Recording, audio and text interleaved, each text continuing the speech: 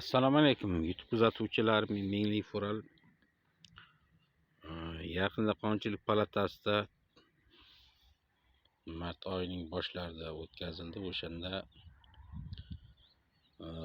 artizan suvlardan, yerosti suvlaridan foydalanish bo'yicha, noqonuniy foydalanish holati bo'yicha 5 aklatgacha jarima, ya'ni dalmakor yerlardan foydalanib artizan suvlar chiqarishdan. Shu yuqoridagilar sal o'ylamay ish qiladimi deymanda. Oldin xalq ichiga kirib, dardini prezident aytgandek o'rganib, sen o'sha yerga kelib bir katman urib, o'shaning dehqonchiligini bir daromad olyaptimi, o'sha haqida so'rasalaring bir yaxshiroq bo'lardi. 1 kilovat tokning puli 900 so'm. O'shani to'lasinmi, sizlarni artizanlaringga suvni pulini topib to'lasinmi? Sal o'ylamay turib, yuqorida turib pastdagilardan bir maslahat so'ramay, fuqarolardan qaror qabul qilasizlar.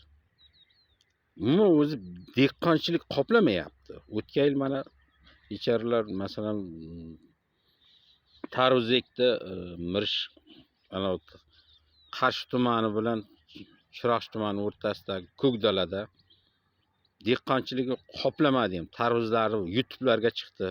Piyoz ekkanlar ham ayla qalta piyozlar irib ko'rsatdi. O'zlaring YouTube'ga kirsalaring bir ko'rasizlar.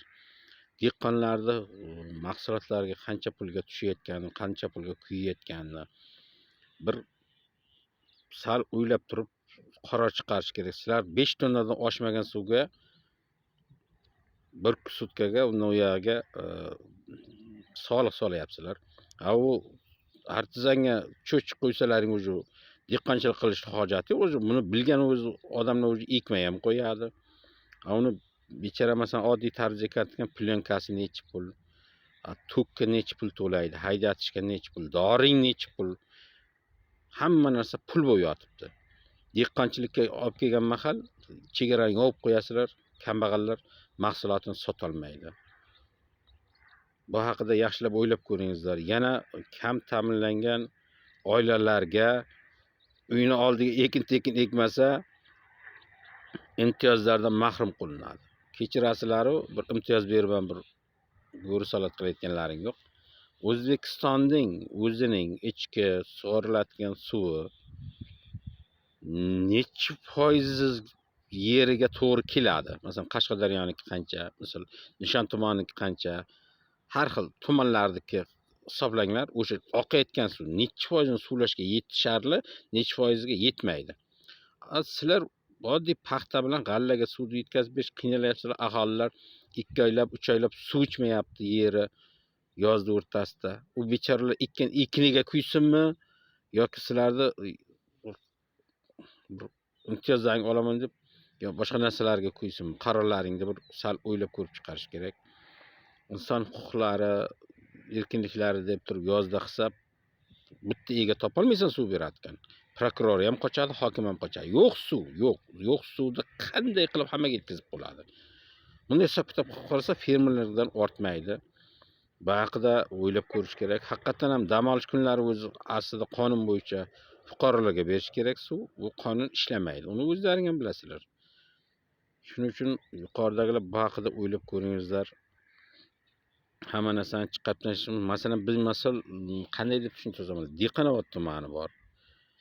Keyin umuman suv yo'q. Ularga ham ekin ektisalaring kerak. Qanday ekan u suvni qayerdan oladi? Artizan imkoniyati. Keyin yana qayerda desam bo'ladi. Kasbida ham bundayroq, Mirishkor tumanlari. Umuman suv og'ir o'ta. Otasiga rahmat, ana shular yerga ekib qoplamasa ham shu o'zini o'zi aldab yurgani uchun shularga nima deydi, yerga foydalanayotganligi uchun.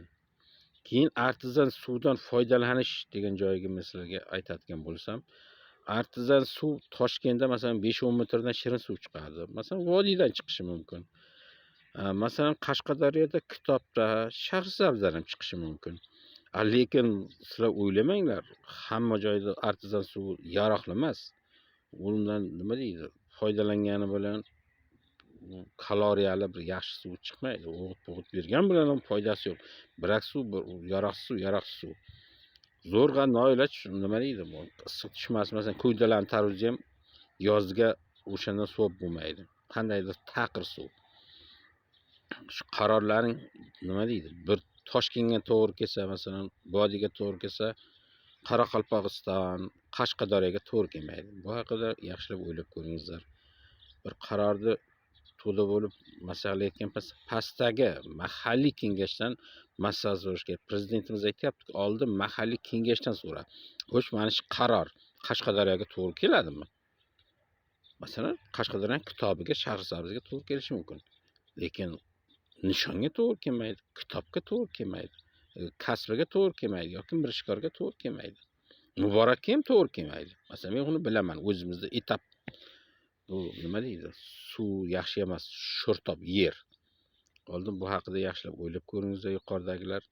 Bir qaror chiqarishdan oldin ishonamanki, bu qarorni o'ylab ko'rib nima deydi? Noto'g'ri deb fikrlaysizlar yoki qo'shimcha kiritasizlar.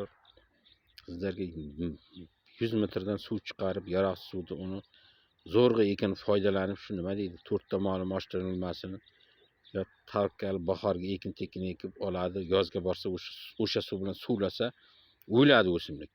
Daraxtim 2-3 yilga bormaydi artizan suvdan. Ishonmasangiz mana hududlardan so'rab ko'ringizlar. Artizan suv qanday chiqadi? Qashqadaryo nishoni, men aytgan kasbi, mirishkor, Muborak ham xuddi shunday. Dehqonobodda suv yo'q. Umuman.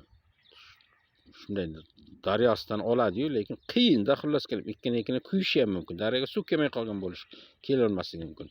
Bu haqida yaxshilab o'ylab ko'ringizlar. Artizan suv bo'yicha yoki tomorqasini ekkan ekinlari bo'yicha yaroqsiz